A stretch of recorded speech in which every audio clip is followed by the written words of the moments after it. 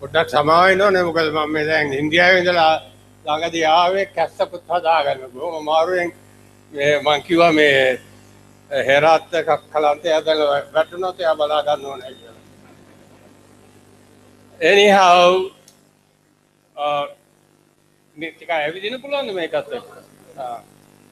Anyhow, it's a very great pleasure to see you all, you past students, future students, students who are to come, and all these colleagues of mine.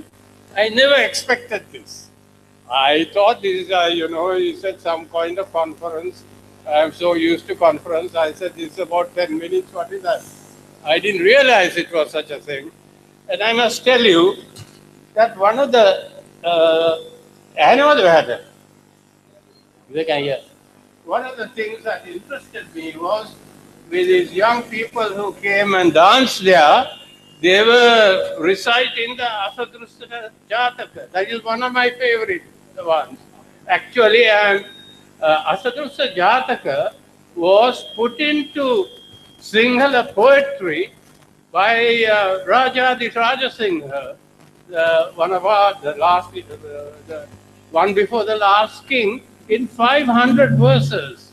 Rajadi Rajasingha was born here, like Trivikrama, raised here, studied at under the feet of a very distinguished monk, Muratara Dhammakanda, who was also the guru of Sri Vikrama Rajasingha. So this is a very interesting coincidence that those young people recited this, acted this thing. Now I'm also writing about this because my most recent work is a kind of re-study of Sri Vikrama Rajasingha, defending him and putting the other side of his character into focus. Hopefully, you will be able to read this work in a few months. Now, when I was speaking to Herat and my last of my students here, the tutor, he said you can talk about anything from 50 minutes to 1 hour. So here I am. Who knows how long I'm going to talk? I hope I won't tax your patience. When I asked them how shall I start this, they said, why don't you talk about your life? No one knows about my past. Now, part of my past I don't want to tell anyone. You see, those are all secretive things. But some of it is, I think, ought to be public knowledge. Now, you see, I was born, after all, I am 85 years old. So I was born before most of you people around here. My home village, my father was a Ayurvedic physician who studied in Calcutta, you see. Actually, my name comes from my father's guru, Gananath Sen, in Calcutta, you see. So when I was born in the village in Meegama, which is really on the Matugama road, but you have to take a devious turn. It is at that time, now it has a tarred road. It was, Madapara, you see. And I was born and raised there in my early years. And one of the things to remember is that, you see, people who don't realize the world that we now live in. At that time, for example, we didn't even have toothpaste. We didn't have toothpaste. We used to brush our teeth by, with various things that my father got, and we used to brush the end of it and brush our teeth with them. And there's nothing wrong with my teeth after all. You see, after all those years. And the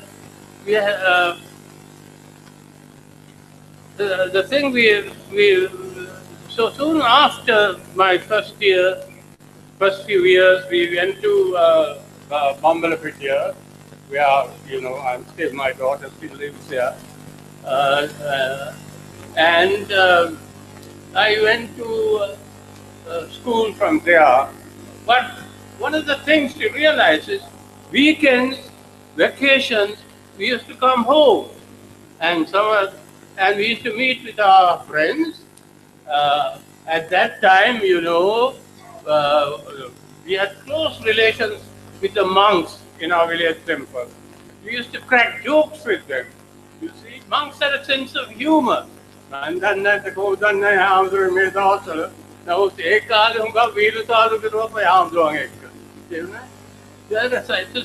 Buddha also had a sense of humor. Now, sometimes people lose that humor when they become fanatics. Fanaticism and humor does not go together, you see. Anyhow, what I want to tell you is that when we came from, we used to come from Bambalapitiya to Aludgama in the train, and from there sometimes we are lucky you get a Thirikkale, so we have to go take the Thirikkale and go about 5 miles to our village. On the way back, we had to get up very early in the morning, and that time what do we have? A hulu-atta. We had to carry the hulu-atta early in the morning and then go to the walk 5 miles at 5 o'clock in the morning. We used to walk 5 miles. That means we are not there. Everything Kamali and that means. But that tradition is there. I still walk. Every day almost I walk for 40 minutes, you see. Now, the thing is that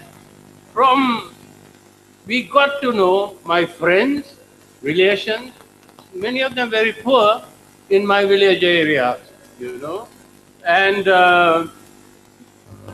also we got to know through my father the practitioners of some of the toil ceremonies. I vividly remember one of my favorite Kapumatyas, Kattadimatyas, called Sarnelis, Guru Nanak. You see, these people had a big impact on my life, and it affected the way I later thought about sociology and anthropology. At that time, when we went to, we were in Lorries Road, Bambalapitiya, and we had a lot of relations who came and stayed with us. That's another feature of our lives, and it's still there, I think. Studied with us and so forth. And my first school was the Royal Prep in Colombo. That's called Thurston College now. You see, at that time it was called Royal Prep because after Standard 5, if you pass exams, you could go into the Royal College proper, which was a big thing at that time. Fortunately, I failed the exams because I didn't like that place. From my family, from my grandfather's family at Karanagada, we had a passionate anti-colonial attitude. Still is with me. When I'm writing this other book on Sri Vikrama, I'm still passionately anti-colonial. So, as a result, what are the problems I had with Royal Prep was, you see, this is not the style of life that we were used to. The Englishman with a horrible name called Mr. Bleakley, when we come there, he wouldn't allow us to speak in singular. So it is unthinkable at that time. Naturally, I failed the exam. I'm very happy to say. But my wife tells my children, don't tell that. My wife tells, don't tell that to your children, that you failed your exam. But I'm telling you, sometimes it is good to fail exams. Don't worry about it. As long as your mind works and your thinking capacity is unimpaired. Anyhow, from there, you see, my father was generous enough to put me into St. Thomas's College, Mount Lavinia, you see. Now, the trouble with St. Thomas's College was of the same sort. And by the way, just as a historical thing, it is at St. Thomas's that I met a man called E.R. De Silva, who later became Edirivira Sarachandra. He was our Sinhala teacher at that time. Anyhow, St. Thomas's College was taken over by the military in the last war. So we were transferred from St. Thomas's College. I had to go to other places where they had schools their own schools in the morning, and we had our schools in the afternoon. So one of my first schools was Milagiri Girls' School, you see. And those people had their thing in the morning, and we had our thing, whatever you call it, in the afternoon, you see. And then a part of it was in Kandy, Kingswood. They had their thing in the morning, we had our thing in the afternoon. What is the effect of it? The effect of it is good for me. You see, I didn't like, again, St. Thomas's College. It was so rigidly Protestant. I call it, and I also am angry at the people who adopt that kind of narrow-minded Protestantism. I remember the teachers enjoyed considerably the warden in hitting you, whipping you at the back. And at that time also I was, these people alienated me to some degree. On the other hand, it was a much better experience. And it is here, during this period of my life, that I became very much interested in reading. You see, I read lots and lots and lots. Unbelievable nowadays, because people are addicted to TV, which I never look at. Whereas books are what we read. How? Andre, may උතන්ට එනවා දකුණු ඉන්දියාවේ මිනිස්සු මේ පොත් අරගෙන and they keep this on their heads. You see? පොත් මිටියා ඔළුවේ බැඳගෙන. And they go from house to house. They have a walking public library. You see? At that time, I have never come across so much variety of reading through these people. You borrow the books for 20 cents or 25 cents, and then you return it to them. And as a result, I read voraciously. Later on, of course, I was from St. Thomas's. I went to St. John's College, Panadu, which is a wonderful place. In the first place, it is co-educational. And my view still is that schools should be co-educational, and because you have a chance of meeting persons of the two genders. You see, that is very important to understand not just other people, but people who are belonging to the other gender. That doesn't mean we had love affairs or anything. Maybe people did. But that's not the point. The point is understanding the other person.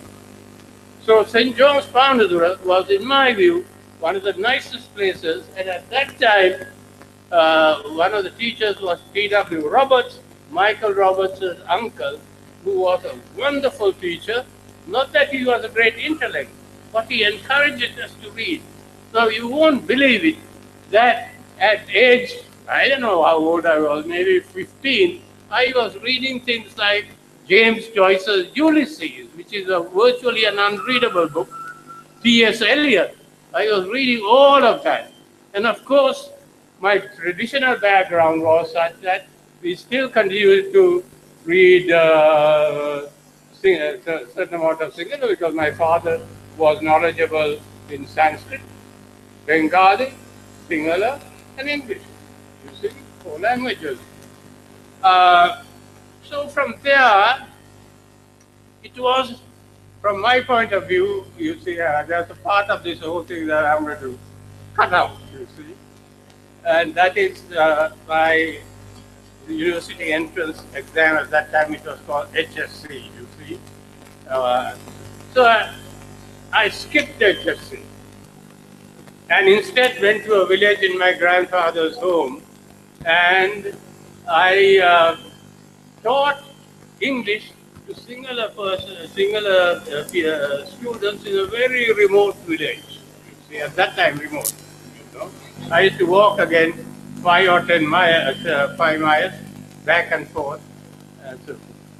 So, but then I thought, must get back to my work, and I did my university entrance exam as a private candidate and passed in all subjects. Then I was, you won't believe me, that at that time, once you pass the university entrance exam, you have an interview. Yeah, they will allow you to come without that interview.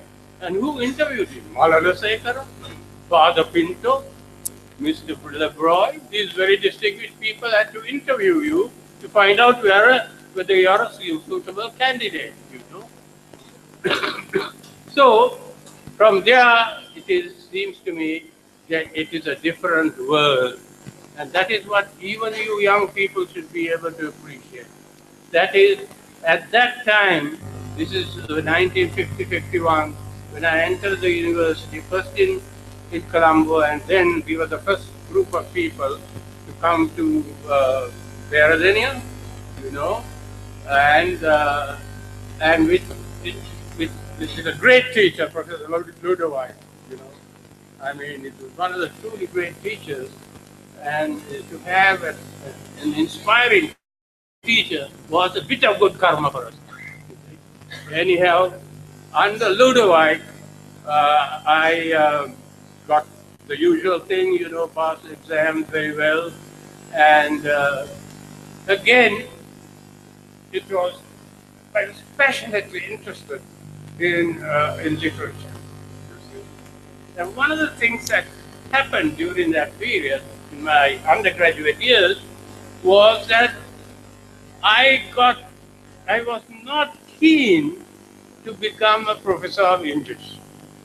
Because once again, with my commitment, kind of national, I won't call it nationalist, anti-colonial. I'm not a nationalist, but I'm an anti-colonial. Two different things, you see. With that kind of attitude, I was fostered, that attitude was fostered by several of my friends, one of whom is alive now, Amaradasa Veerasinghe, and as undergraduates, we introduced and published the volume Sanskriti, which still goes on, still is being published, you see, at that time. One of the interesting things that some of you young people ought to know is about, at that time, you know, we got to know Martin Wickramasinghe. Martin Wickramasinghe was much, much older than us. But he invited us, myself, Amaradasa Veerasinghe, S.G. Samarasinghe, to his home at that time in Bindanuwava near Bandarawala, you see. So we got to know Martin Wickramasinghe extremely well, and later on, when I was a professor here, Martin Wickramasinghe used to visit us regularly in our house with his white suit, always, yes, real suit, you see, and a bottle of whiskey, you see. They were walking on the by, they were because they were not going to be anything, he always brought a bottle of whiskey because he realized that as poor fellows he could not afford it. Cheap Arab was what we had to consume. And he was a very important influence in my life, and it is a pity that later on, when I moved into the US, my contact with Martin Wickramasinghe was reduced, and then, of course, he also died. So I want to say that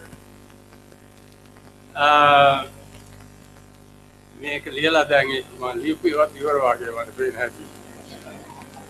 Oppa.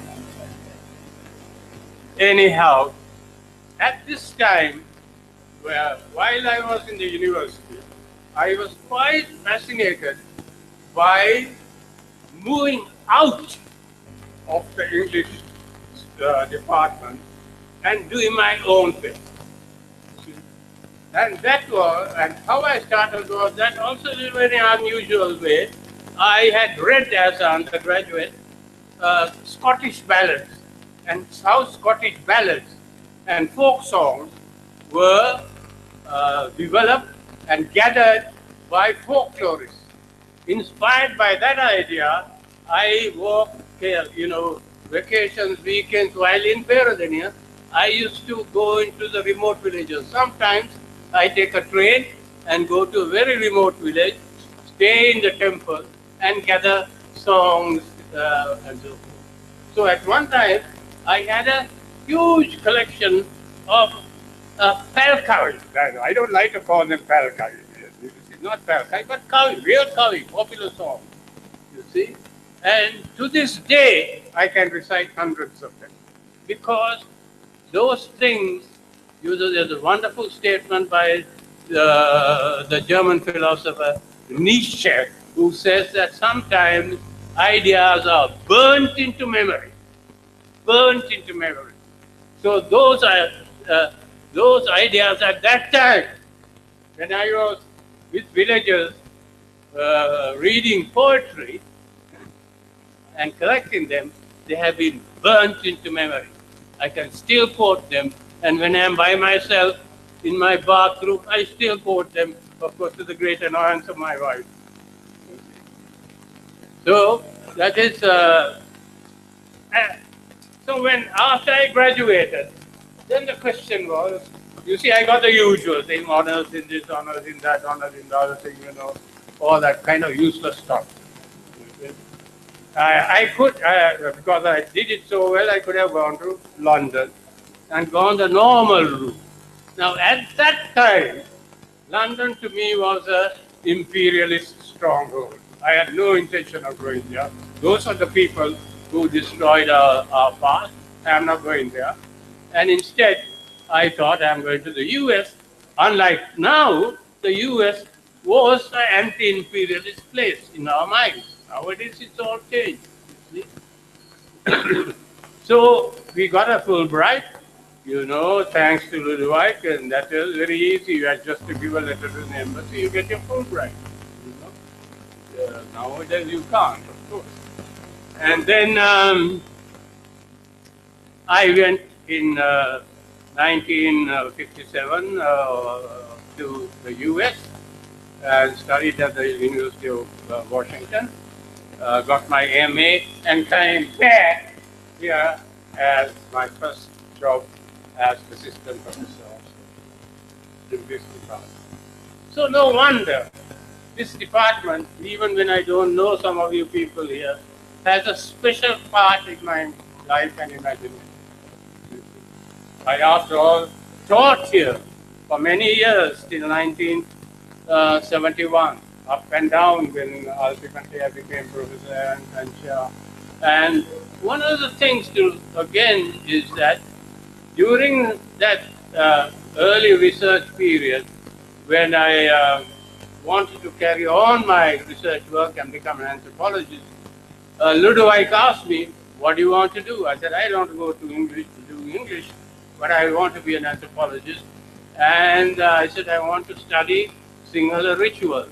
And that is the start of my work when I did enormous amount of work on the Patini Adaila, the Patini craft.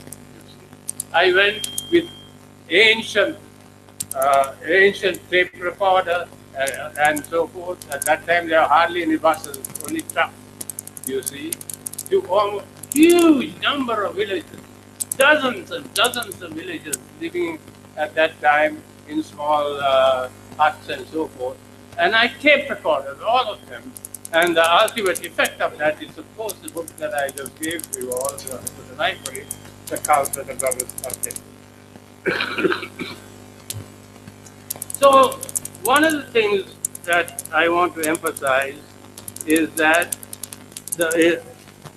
once I the importance of Peradeniya during those few years and the kind of people that we had. I always believed that students should be taken into the field. So ours was a very small department, and almost many of us went into, when I did for my first major field work in Laggala, in a village called Ramukkolwa, you see. We stayed there for a couple of years. Students were there with us, periodically. Some of them were very well known, Saratamanugam, for example, and several others. Most of them are dead and gone.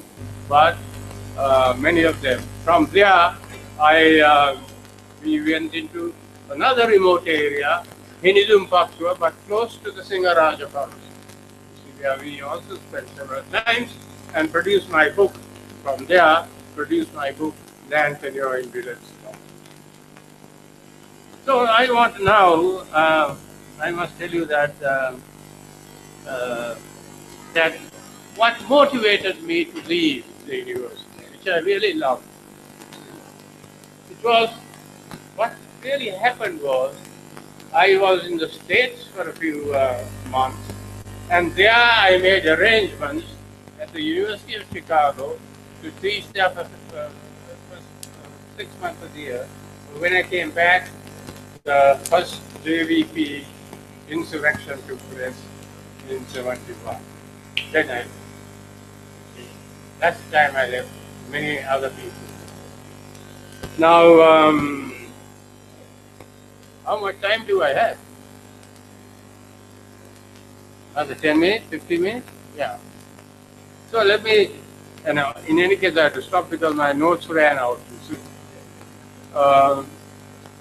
Now, just to give you an idea of my later career.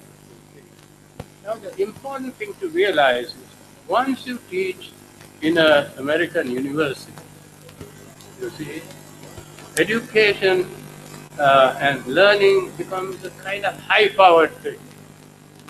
There's a good side to it and a bad side to it. The bad side is that people have to produce. The bad side is that people have to produce. You have to produce books. And now it has become an obsession. You see, people have been producing so many books, so many PhDs, they are actually unreadable. But at that time, we were still young, a small department, you see, and it was very important for us, so that there I developed my interest in psychoanalysis and anthropology, but always using my Sri Lankan material. I must tell you that even when I was writing on Captain Cook, you see, it is my Sri Lankan experience that forced me to write about it. Why? Because the European imagination thought of Captain Cook as the avatar of the Enlightenment, as the really good man who helped the natives. I just didn't believe it. I turned that whole thing upside down and said that he was a modern day terrorist. I didn't use those words, of course. But that is what he was, you see. How is it that people thought that when he visited Hawaii, you know, he was a great explorer, no doubt. The good side is there. When he visited Hawaii, you know, the myth was that he was worshipped by the Hawaiians. I said that that myth is an invention of the Europeans.